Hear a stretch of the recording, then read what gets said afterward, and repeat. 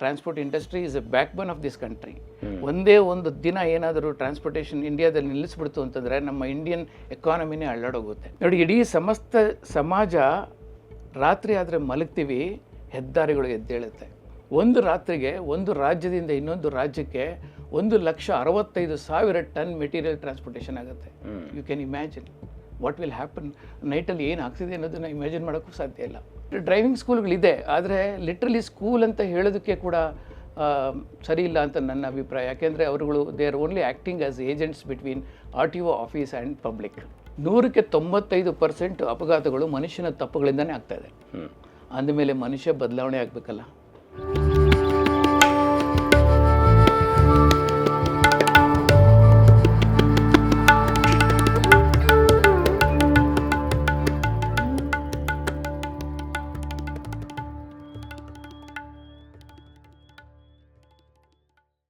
ಆತ್ಮೇರೆ ನಮಸ್ಕಾರ.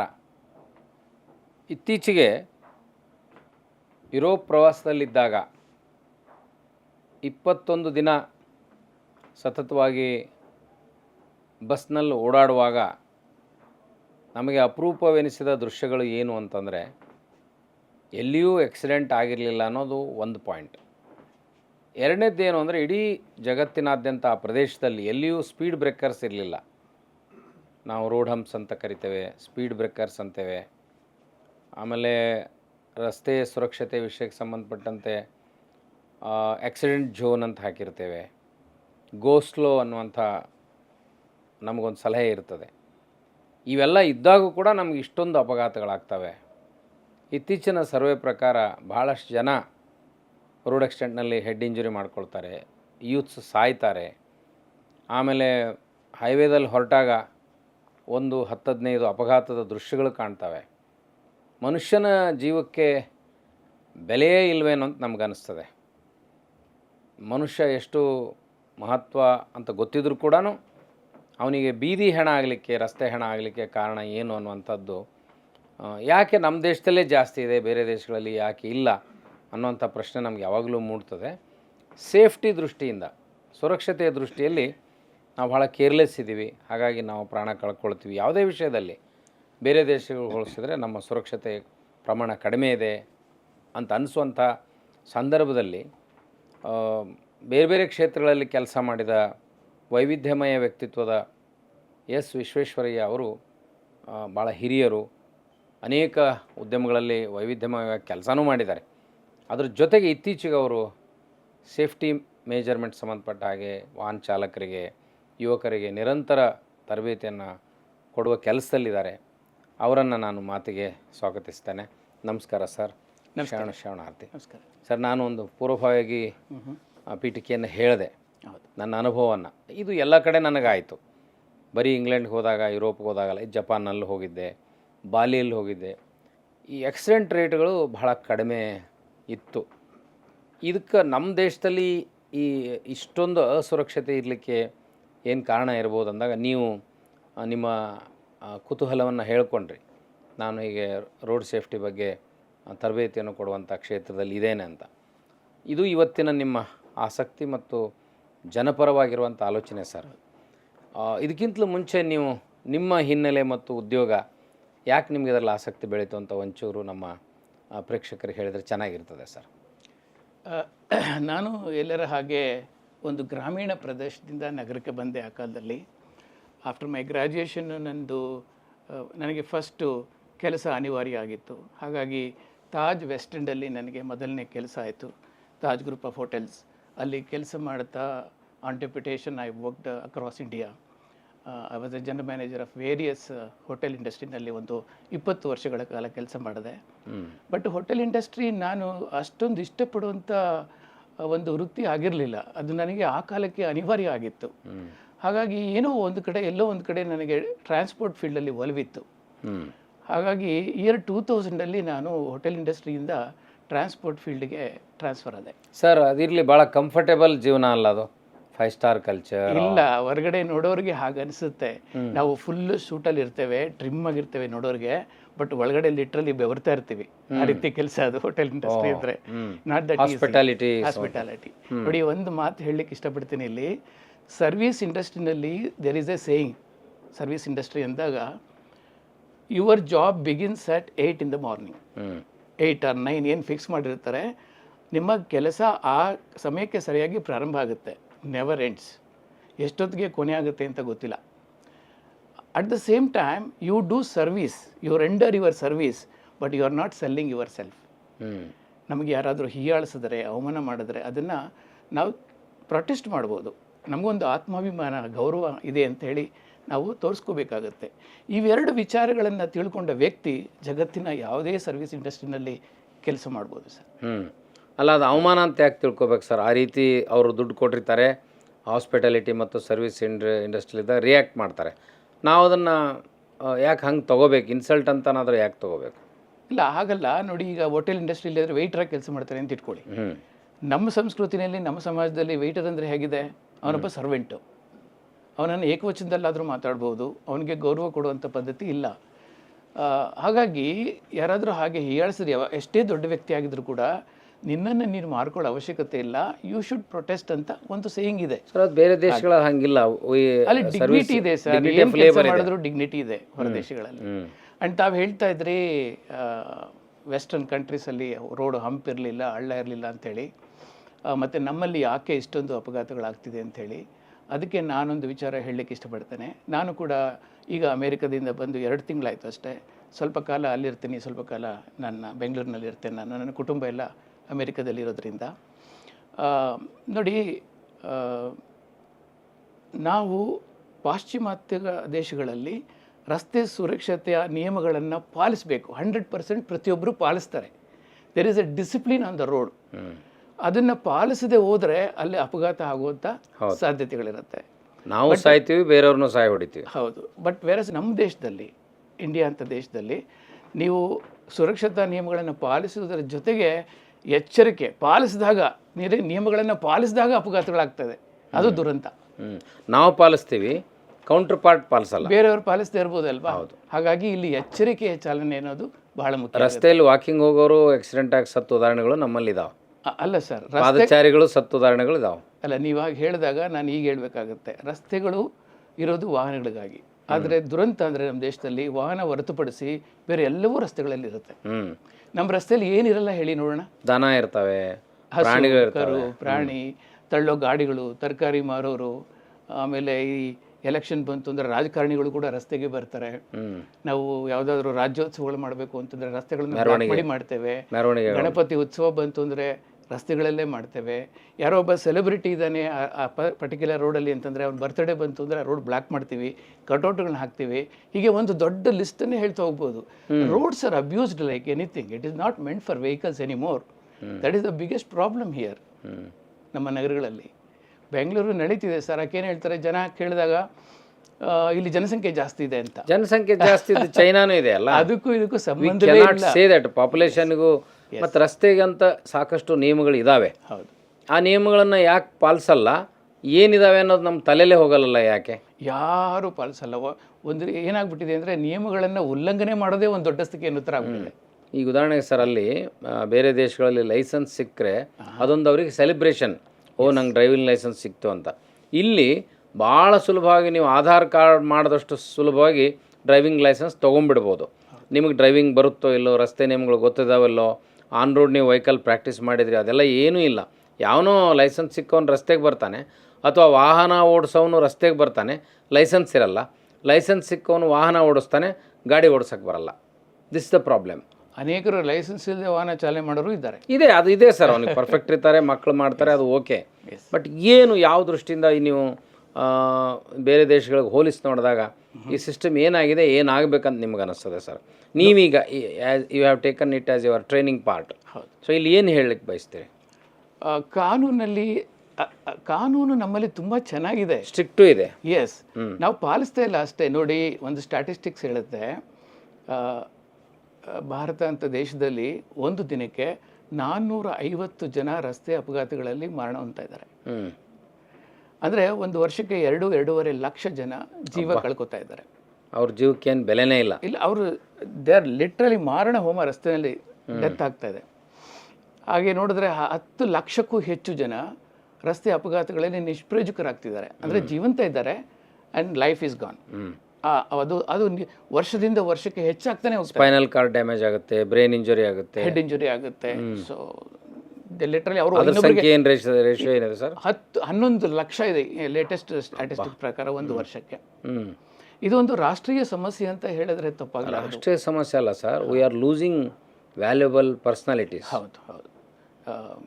ನ್ಯಾಷನಲ್ ಪ್ರೊಡಕ್ಟಿವಿಟಿಗೆ ಅದು ಲಾಸ್ ಆಗ್ತಿದೆ ಆ್ಯಕ್ಚುಲಿ. ಹಾಗೆಯೇ ಹೇಳ್ತಾ ಹೋದರೆ ಅಷ್ಟೇ ಜನಸಂಖ್ಯೆ 400ಕ್ಕೂ ಹೆಚ್ಚು ಜನ ಸದ್ಯದ ಪರಿಸ್ಥಿತಿಯಲ್ಲಿ ಕರೋನಾ ನಂತರ ಯಂಗ್ಸ್ಟರ್ಸು ಆತ್ಮಹತ್ಯೆಗೂ ಒಳಗಾಗ್ತಿದ್ದಾರೆ. ನೀವು ಕೇಳ್ಬೋದು ಆತ್ಮಹತ್ಯೆಗೂ ಇದಕ್ಕೂ ಏನು ಸಂಬಂಧ ಅಂತ. There is A close relation in the sense ಇವತ್ತಿನ ದಿನ ಏನಾಗಿದೆ, ವ್ಯಕ್ತಿಗಳು ರಸ್ತೆಗೆ ಇಳಿತಿದ್ದಾರೆ ಅಂತಂದರೆ ಅವರು ನಿರ್ಮಲವಾದ ಮನಸ್ಸಿನಿಂದ ಅಥವಾ ಒಂದು ಏಕಾಗ್ರತೆಯಿಂದ ಬರ್ತಾ ಇಲ್ಲ. All minds are garbage minds ಆಗಿಬಿಟ್ಟಿದೆ.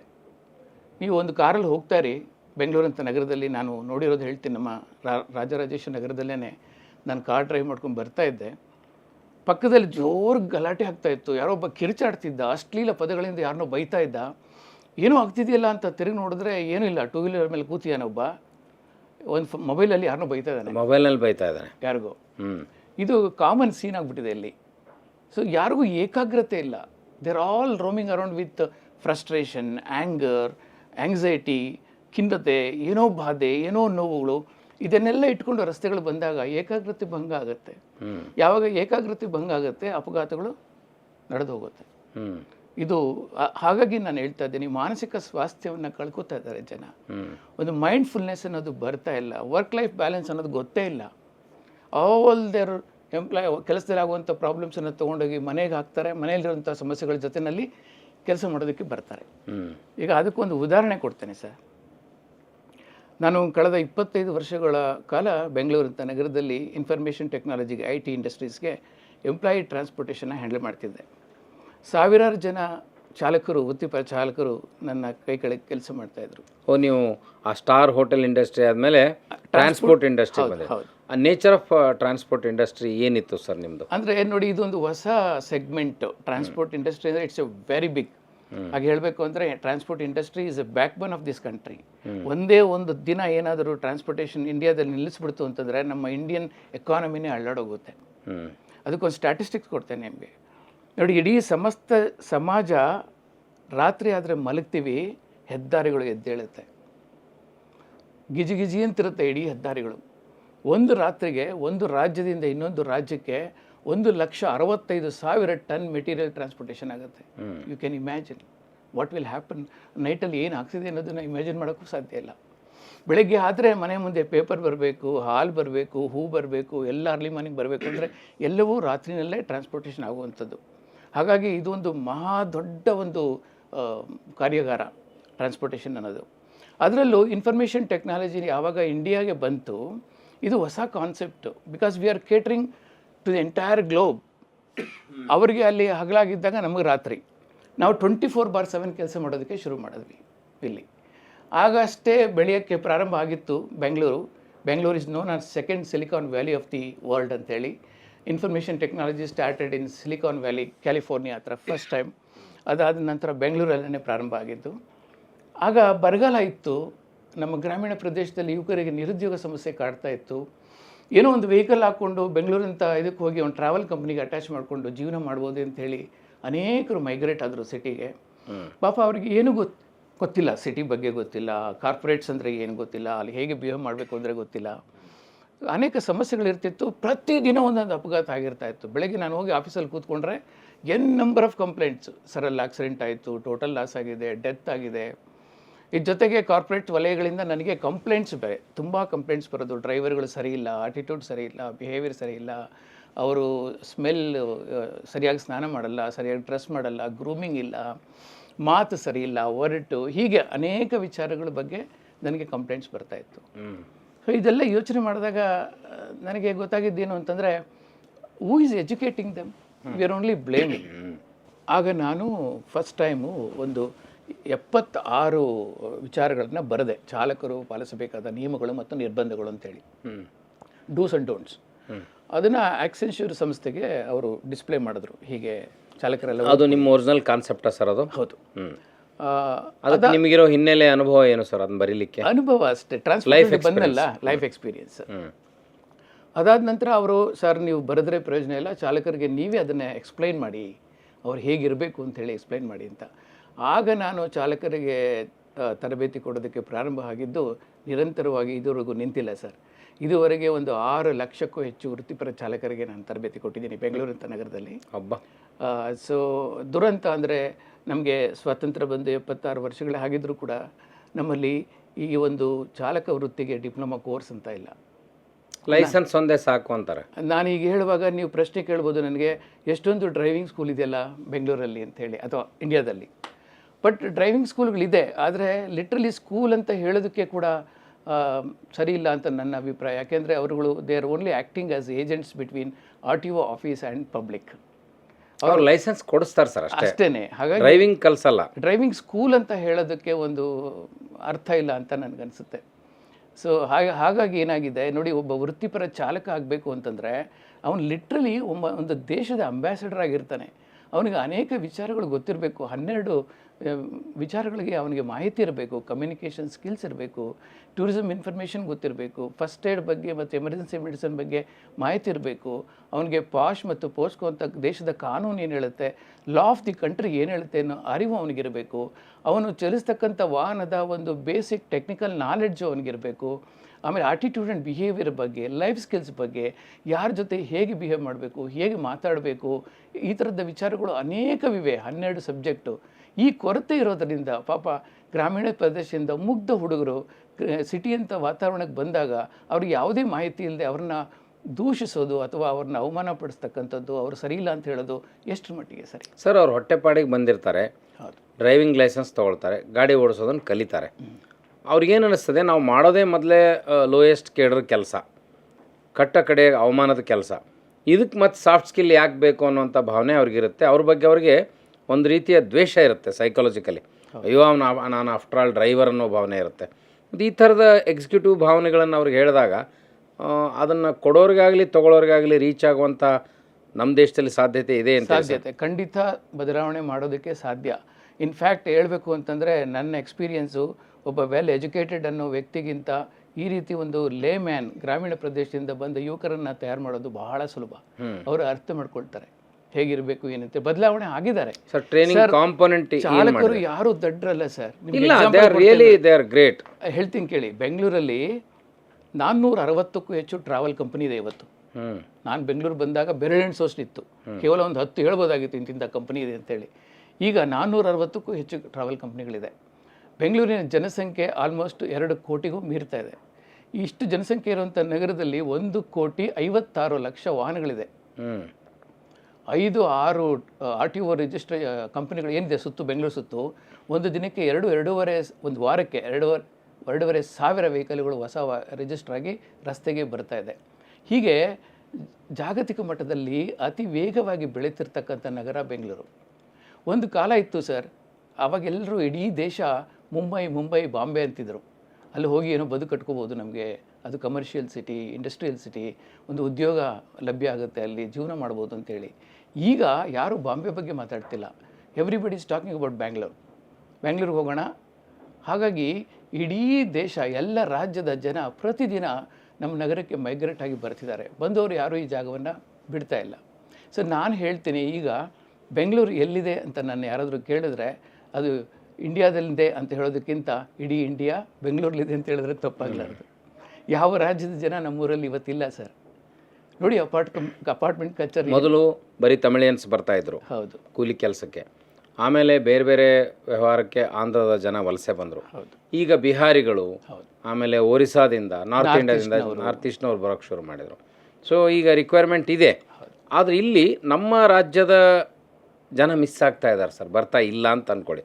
ಅಥವಾ ಬಂದ್ರೂ ಈಗ ಯಾವ ರೀತಿ ಬದಲಾವಣೆ ಆಗಬೇಕು, ತರಬೇತಿ ಆಗಬೇಕಂತ ಬಯಸ್ತೀರಿ ಈ ವರ್ಕಿಂಗ್ ಕ್ಲಾಸ್ಗೆ? ನೋಡಿ, front line staff, working class ಅಂತ ತಾವೇನು ಹೇಳ್ತಾ ಇದ್ದೀರಿ, ಅವರ ಮುಗ್ಧತೆ, ಅವರ ಬಡತನದಿಂದ ಅಲ್ಲೇ ನರಳ್ತಾರೆ. ಅಲ್ಲಿಂದ ಮುಂದೆ ಬರುವಂಥ ಅವರಿಗೆ ಒಂದು ಅವೇರ್ನೆಸ್ ಬೇಕಾಗಿದೆ. ಅವ್ರಿಗೊಂದು ರೀತಿ ಬದುಕುವ ಕಲೆ ಹೇಗೆ ಅಂಥೇಳಿ ಹೇಳ್ಕೊಡ್ಬೇಕಾಗಿದೆ. ಜೀವನ ಕೌಶಲ್ಯ ಬಹಳ ಮುಖ್ಯ ಅವರುಗಳಿಗೆ.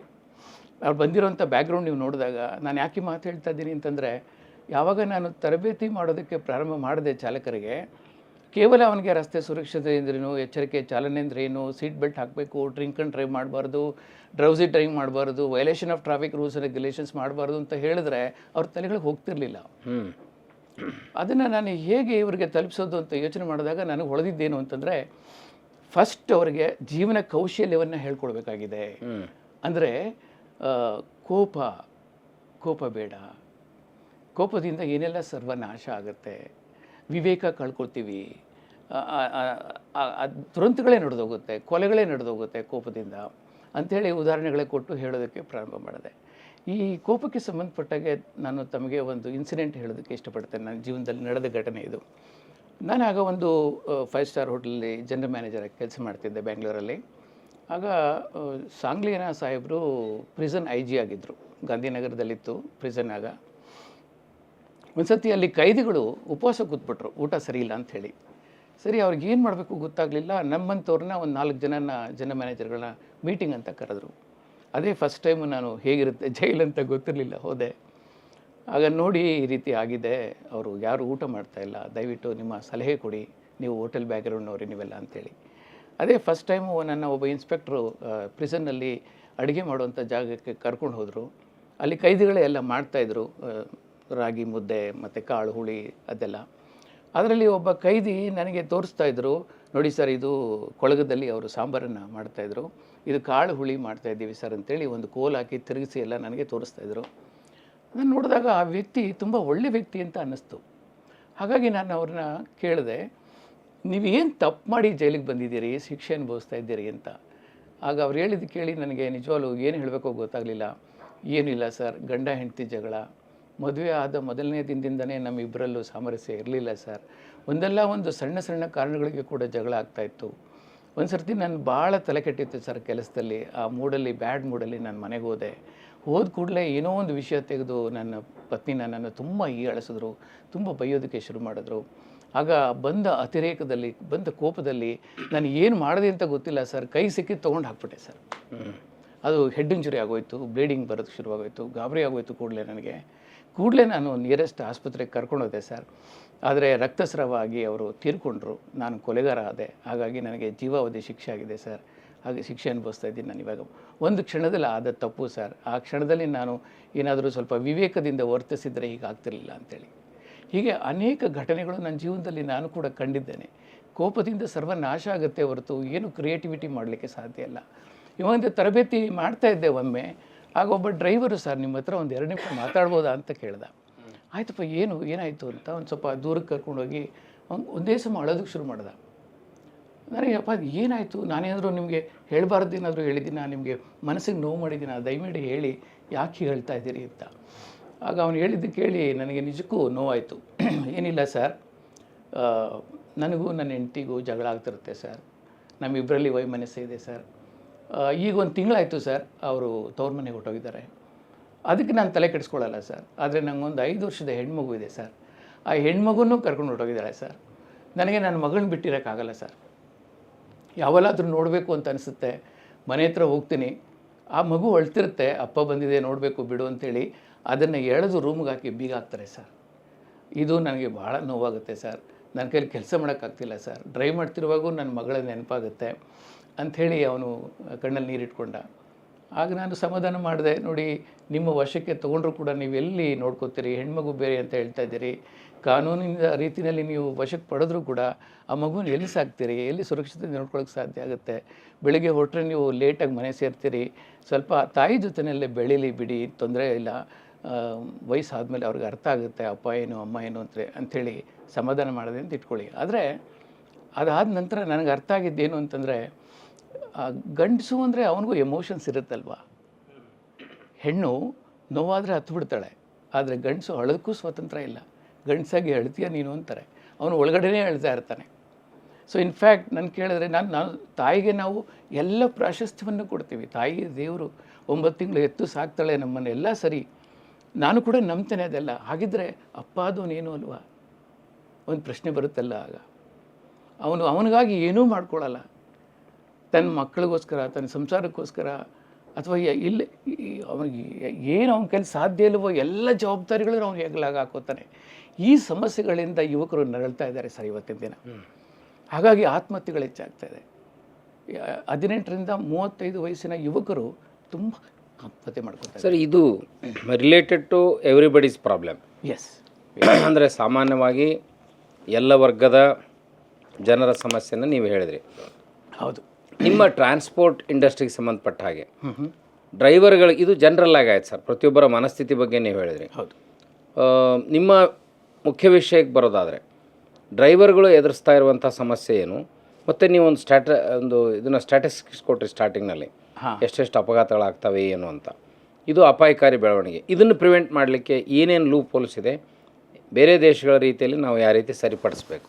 ಓಕೆ, ಇಲ್ಲಿ ಅನೇಕ ವಿಚಾರಗಳು ನಾವು ಮಾತಾಡಬೇಕಾಗುತ್ತೆ. ಅಪಘಾತಗಳನ್ನು ತಡೆಯೋದಕ್ಕೆ ಅಸಾಧ್ಯ ಅಂತ ಖಂಡಿತ ನಾನು ಹೇಳಲ್ಲ. 100ಕ್ಕೆ 95% ಅಪಘಾತಗಳು ಮನುಷ್ಯನ ತಪ್ಪುಗಳಿಂದನೇ ಆಗ್ತಾಯಿದೆ. ಅಂದಮೇಲೆ ಮನುಷ್ಯ ಬದಲಾವಣೆ ಆಗಬೇಕಲ್ಲ. ನಾನಿಲ್ಲಿ ಯಾರನ್ನೂ ಬ್ಲೇಮ್ ಮಾಡಿ ಪ್ರಯೋಜನ ಇಲ್ಲ. ಸರ್ಕಾರಗಳು ಏನು ಮಾಡ್ತಾ ಇಲ್ಲ ಅಂತ ಹೇಳೋಕ್ಕಾಗಲ್ಲ. ರೂಲ್ಸ್ ಫ್ರೇಮ್ ಮಾಡ್ತಾರೆ. ಇನ್ಫ್ರಾಸ್ಟ್ರಕ್ಚರ್ ಡೆವಲಪ್ಮೆಂಟ್ ಆಗ್ತಾ ಇದೆ, ರಸ್ತೆ ಅಗಲೀಕರಣ ಆಗ್ತಾ ಇದೆ, ರಸ್ತೆಗಳಲ್ಲಿ ಫ್ಲೈಓವರ್ಸು, ಕನ್ಸ್ಟ್ರಕ್ಷನ್, ಅಂಡರ್ ಪಾಸ್ಗಳು ಎಲ್ಲವೂ ನಡೀತಾ ಇದೆ, ಮೇ ಬಿ ಸ್ಲೋ ಫೇಸಲ್ಲಿ.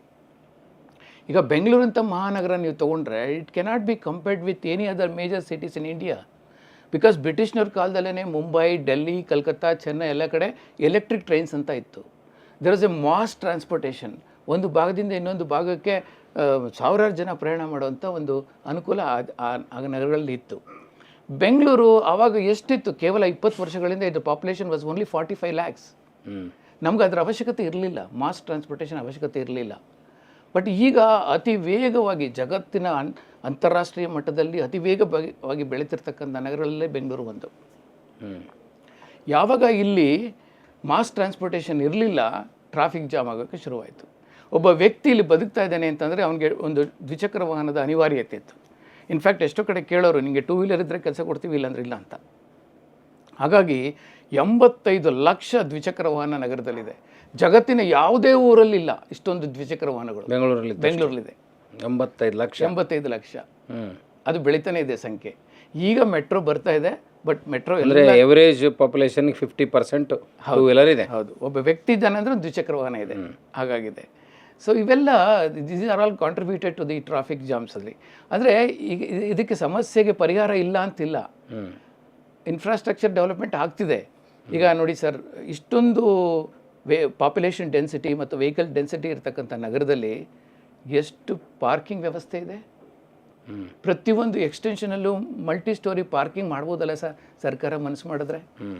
ಒಂದು 2,000, 3,000 ಕಾರುಗಳು, 2,000, 3,000 ದ್ವಿಚಕ್ರ ವಾಹನಗಳು ನಿಲ್ಲುವಂಥ ಒಂದು 5 ಫ್ಲೋರು 6 ಫ್ಲೋರ್ಸು ಕನ್ಸ್ಟ್ರಕ್ಷನ್ ಮಾಡ್ಬೋದಲ್ಲ ಸರ್. ಪ್ರತಿಯೊಂದು ಎಕ್ಸ್ಟೆನ್ಷನಲ್ಲೂ ಬೇಕಿದು. ಆಗ ನೀವು ಕಾನೂನು ಮಾಡಿ, ಯಾರು ರಸ್ತೆಗಳಲ್ಲಿ ವಾಹನಗಳನ್ನು ನಿಲ್ಲಿಸೋಗಿಲ್ಲ ಅಂಥೇಳಿ ಜನ ಪೇ ಮಾಡ್ತಾರೆ. ಹೌದು, ಇನ್ಫ್ರಾಸ್ಟ್ರಕ್ಚರ್ ಬೇಕು ಅಷ್ಟೇ. ಇದು ಯಾಕೆ ಯಾರು ಯೋಚನೆ ಮಾಡ್ತಿಲ್ಲ? ಅದು ನಿಜಕ್ಕೂ ಒಂದು ದೊಡ್ಡ ಸರ್, ಅವ್ರು ಕಾಸ್ಟ್ಲಿ ಹೊರೆ ಆಗುತ್ತಂತಾರೆ. ನಾವು ಕಾರ್ ಇಡೋದೇ ನಮಗೆ ಬರ್ಡನ್ನು, ಬೈಕ್ ಇಡೋದೇ ನಮಗೆ ಬರ್ಡನ್ನು, ಅದ್ರ ಸಾಲ, ಮತ್ತು ನೀವು ಪಾರ್ಕಿಂಗಿಗೆ ದುಡ್ಡು ಚಾರ್ಜ್ ಮಾಡಿದ್ರೆ ಇಲ್ಲ ಸರ್, ನಾವೆಲ್ಲಿಂದ ಹೋಗ್ಬೇಕು? ಇಲ್ಲ ಸರ್, ಖಂಡಿತ ಕೊಡ್ತಾರೆ ಸರ್. ಜನ they are willing to pay. ಒಂದು ಸುರಕ್ಷಿತವಾಗಿರುತ್ತೆ ವಾಹನ.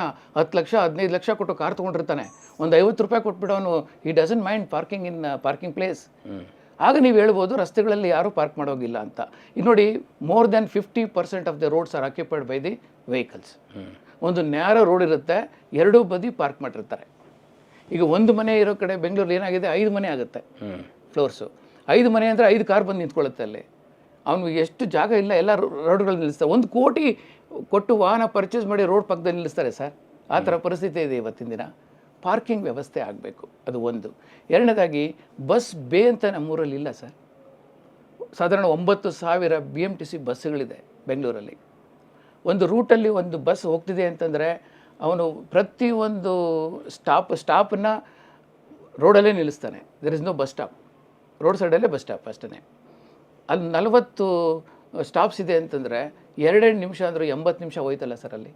ಅದರಿಂದ ಎಷ್ಟು ವೆಹಿಕಲ್ಗಳು ನಿಂತ್ಕೊಳ್ಳುತ್ತೆ, ಫ್ಲೋ ಕಟ್ ಆಗುತ್ತೆ ಅಲ್ಲಿ, ಟ್ರಾನ್ಸ್ಪೋರ್ಟೇಷನ್ ಫ್ಲೋ ಕಟ್ ಆಗುತ್ತೆ. ಅದ್ರ ಬದಲು ಎಲ್ಲೆಲ್ಲಿ ಜಾಗ ಇದೆ ಅಲ್ಲಿ ಒಳಗಡೆಗೆ ಬಂದು, ಒಳಭಾಗಕ್ಕೆ, ರಸ್ತೆಯಿಂದ ಹೊರಭಾಗಕ್ಕೆ ಬಂದು ಬಸ್ ಬೇ ಅಂತ ಒಂದು ವ್ಯವಸ್ಥೆ ಮಾಡಿದ್ರೆ ಇದು ಜನಗಳ ಪ್ರಯಾಣಿಕರ ಸುರಕ್ಷತೆ ದೃಷ್ಟಿಯಿಂದ ಮತ್ತು ಪ್ರಯಾಣದ ದೃಷ್ಟಿಯಿಂದ ಎಲ್ಲ ದೃಷ್ಟಿಯಿಂದ ತುಂಬ ಸೇಫ್. ಅದು ಟೈಮ್ ಸೇವ್ ಆಗುತ್ತೆ. ಇದನ್ನು ಯಾಕೆ ಮಾಡಬಾರ್ದು? ಇದು ಅಂತಾರಾಷ್ಟ್ರೀಯ ಇದದು ಸ್ಟ್ಯಾಂಡರ್ಡ್ ಅದು ಆ್ಯಕ್ಚುಲಿ. ಬಸ್ ಬೇ ಅಂತ ಇರಬೇಕು. ಹೀಗೆ ಒಂದು ವ್ಯವಸ್ಥಿತವಾಗಿ ಟ್ರಾನ್ಸ್ಪೋರ್ಟೇಷನ್ನ ನಿಯಂತ್ರಣ ಮಾಡೋದ್ರಿಂದ ಟ್ರಾಫಿಕ್ ಜಾಮ್ ಆಗ್ತಿದೆಯಲ್ಲ, ಏನು ಚೋಕಿಂಗ್ ಅಂತ ನಾವು ಹೇಳ್ತೀವಿ, ಅದನ್ನೆಲ್ಲ ತಡೆಯೋದಕ್ಕೆ ಸಾಧ್ಯ ಸರ್. ಮತ್ತೆ ಏನು ಅವೇರ್ನೆಸ್? ಒಂದು ಇದು ಸರ್ಕಾರದ ಹೊಣೆಗಾರಿಕೆ ಆಯ್ತು ಸರ್. ಹೌದು. ಇಲ್ಲಿ ವೈಯಕ್ತಿಕವಾಗಿ 2 ವೀಲರ್ 4 ವೀಲರ್ ಡ್ರೈವ್ ಮಾಡುವಂಥ ವ್ಯಕ್ತಿ ಅಪಘಾತಕ್ಕೀಡಾಗಲಿಕ್ಕೆ ಮತ್ತೇನು ಕಾರಣಗಳು ನಿಮ್ಗೆ ಗೊತ್ತಾಗ್ತದೆ? ಹಾಂ, ಈಗ ಏನೇನು ಮಾಡಬಾರ್ದು ಅಂತ ನಾನು ಆಗಲೇ ನಿಮ್ಗೆ ಹೇಳಿದೆ. Rash and negligence driving, zigzag ಮಾಡ್ತಾರೆ. ದ್ವಿಚಕ್ರ ವಾಹನಗಳಲ್ಲಿ ಹೆಲ್ಮೆಟ್ ಹಾಕು ಅಂದರೂ ಹಾಕ್ಕೊಳ್ಳಲ್ಲ. ಅದರ ಇಂಪಾರ್ಟೆನ್ಸ್ ಅವ್ರಿಗೆ ಗೊತ್ತಿಲ್ಲ. ನೋಡಿ, ಅದು ಹೇಳ್ತೇನೆ, ಹೆಡ್ ಇಂಜುರಿ ಆದರೆ ಈ ತಲೆ ಹೋಗಿ ಹಾರ್ಡ್ ಸರ್ಫೇಸಿಗೆ ಬಿತ್ತು ಅಂತಂದರೆ ಈ ಸ್ಕಲ್ ಒಳಗಡೆ ಏನು 100% ಫಸ್ಟ್ ಬ್ಲಡ್ಡು ಮೆದುಳಿಗೆ ಹೋಗಿ ಮತ್ತೆ ಸರ್ಕ್ಯುಲೇಟ್ ಆಗುತ್ತೆ ಅಂತ ವೈದ್ಯಕೀಯ ಹೇಳ್ತಾರೆ. ಅದು ಹಾರ್ಡ್ ಸರ್ಫೇಸಿಗೆ ಹೋಗಿ ಬಲವಾಗಿ ಪೆಟ್ಟು ಬಿದ್ದಾಗ ಒಳಗಡೆ ಬ್ಲಡ್ ಕ್ಲಾಟ್ ಆಗುತ್ತೆ. ಆ ಕ್ಲಾಟ್ ಆಗಿರೋ ಬ್ಲಡ್ಡಿನ ವಿತಿನ್ ಹಾಫ್ ಆನ್ ಅವರಲ್ಲಿ ಕ್ಲಿಯರ್ ಮಾಡಲಿಲ್ಲ ಅಂತಂದರೆ ಮನುಷ್ಯ ಸಾಯ್ತಾನೆ. ಹಾಗಾಗಿ ಹೆಡ್ ಇಂಜರಿ ವೆರಿ ಡೇಂಜರಸ್ ಅಂತ ಹೇಳ್ತಾರೆ. ಅದನ್ನು ಆಪ್ರೇಷನ್ ಮಾಡೋಕ್ಕೆ ಯಾರಿಗೆ ಸಾಧ್ಯ ಅಂದರೆ ಬರೀ ನಿಮ್ಮನ್ಸ್ಗೆ ಹೋಗಬೇಕು. It is something to do with neurology. ಈಗ ಬೆಂಗಳೂರಂಥ ಮಹಾನಗರದಲ್ಲಿ ಎಲ್ಲಾದರೂ ಅಪಘಾತ ಆದರೆ ಅರ್ಧ ಗಂಟೆಯಲ್ಲಿ ಆ ಪೇಷಂಟನ್ನು ನಿಮ್ಮನ್ಸ್ಗೆ ತಲುಪಿಸೋದು ಅಸಾಧ್ಯ. ಮತ್ತು ಅಗೇನ್ ಟ್ರಾಫಿಕ್ ಪ್ರಾಬ್ಲಮ್, ಮಾರ್ಗ ಮಧ್ಯದಲ್ಲಿ ಸಾಯ್ತಾರೆ. ಈಗ ಪಾಶ್ಚಿಮಾತ್ಯ ದೇಶಗಳಲ್ಲಿ ಇಟ್ ಈಸ್ ಪಾಸಿಬಲ್. ನೀವೇ ನೋಡಿದಾಗೆ ಅಲ್ಲಿ ಯಾರು ಪೊಲೀಸ್ನವ್ರು ಯಾವ ರೋಡಲ್ಲೂ ಯಾವ ಹೈವೇನಲ್ಲೂ ಇರಲ್ಲ. Everything is control through technology, through ಸ್ಯಾಟಲೈಟಿಂದ ಎಲ್ಲವನ್ನೂ ಮಾನಿಟರ್ ಮಾಡಿ. ಟೆಕ್ನಾಲಜಿ ಒಂದು ಸರ್, ಅವರಿಗೆ ಅವರ ದೇಶದ ಕಾನೂನು ಅವೇರ್ನೆಸ್ ಇದೆ, ಶಿಸ್ತಿದೆ. ರಸ್ತೆಗಳ ಮೇಲೆ ಪ್ರತಿಯೊಬ್ಬರು ಶಿಸ್ತನ್ನು ಪಾಲಿಸ್ತಾರೆ.